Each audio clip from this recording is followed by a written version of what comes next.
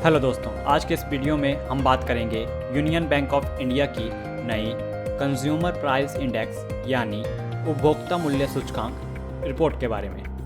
हम समझेंगे कि उपभोक्ता मूल्य सूचकांक आखिर क्या होता है, इसका हमारी रोज़मर्रा की ज़िंदगी पर क्या असर पड़ता है और कैसे यह बैंकिंग और भारतीय अर्थव्यवस्था को प्रभावित करता है।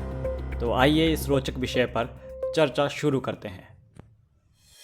सबसे पहले हमें CPI यानी उपभोक्ता मूल्य सूचकांक के बारे में जानना जरूरी है और यह समझना भी महत्वपूर्ण है कि इसका हमारी रोज़मर्रा की ज़िंदगी और अर्थव्यवस्था पर क्या प्रभाव पड़ता है।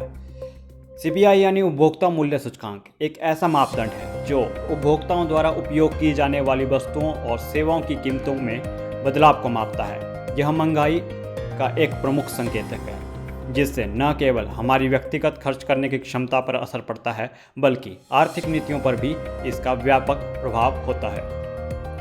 यूनियन बैंक ऑफ इंडिया की ताज़ा रिपोर्ट में दावा किया गया है कि उपभोक्ता मूल्य सूचकांक यानी खुदरा महंगाई अक्टूबर में बढ़कर 6.15% के स्तर पर पहुंच जाएगी। यह अगस्त 2023 के बाद इसका 14 महीने का उच्च स्तर होगा। सब कुछ ठीक रहा तो चालू वित्त वर्ष की अंतिम तिमाही यानी जनवरी मार्च तक खाद्य महंगाई में कमी आने की उम्मीद है। खाने पीने की वस्तुओं की कीमतों में लगातार बढ़ोतरी और उच्च आधार प्रभाव के खत्म होने से अक्टूबर 2024 में खुदरा महंगाई एक बार फिर RBI के तय दायरे से बाहर निकलकर 6% के पार पहुंच सकती है।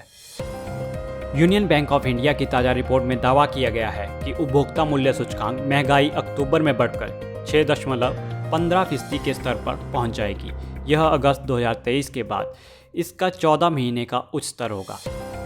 उस समय खुदरा महंगाई 6.83% रही थी, जबकि जुलाई 2023 में बढ़कर 15 महीने के उच्च स्तर 7.44% पर पहुंच गई थी।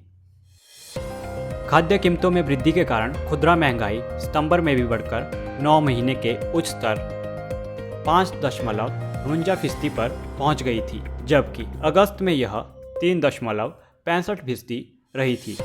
इस दौरान खाद्य वस्तुओं की महंगाई दर भी अगस्त के 5.66% से बढ़कर सितंबर में 9.24% के स्तर पर पहुंच गई थी। रिपोर्ट के मुताबिक सितंबर के बाद अक्टूबर में भी खाद्य वस्तुओं की कीमतों में उछाल आया है। इसकी मुख्य वजह सब्जियां और खाद्य तेल है। देश में नीति निर्माताओं के लिए खाद्य कीमतें अब भी एक चुनौती बनी हुई है, जो खुदरा महंगाई को स्थायी तौर पर 4% तक लाना चाहते हैं। अब हम जानेंगे कि महंगाई के इस स्तर से कब तक राहत मिल सकती है। रिपोर्ट में कहा गया है कि सबकी निगाहें खरीफ सीजन में कटाई और रबी फसल की बुआई की प्रगति पर होगी।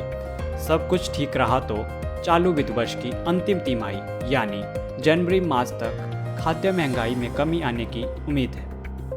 आज के लिए बस इतना ही। मिलते हैं अगली वीडियो में। तब तक के लिए अगर आपको वीडियो अच्छी लगी हो तो वीडियो को लाइक, शेयर और चैनल को सब्सक्राइब जरूर करें। धन्यवाद।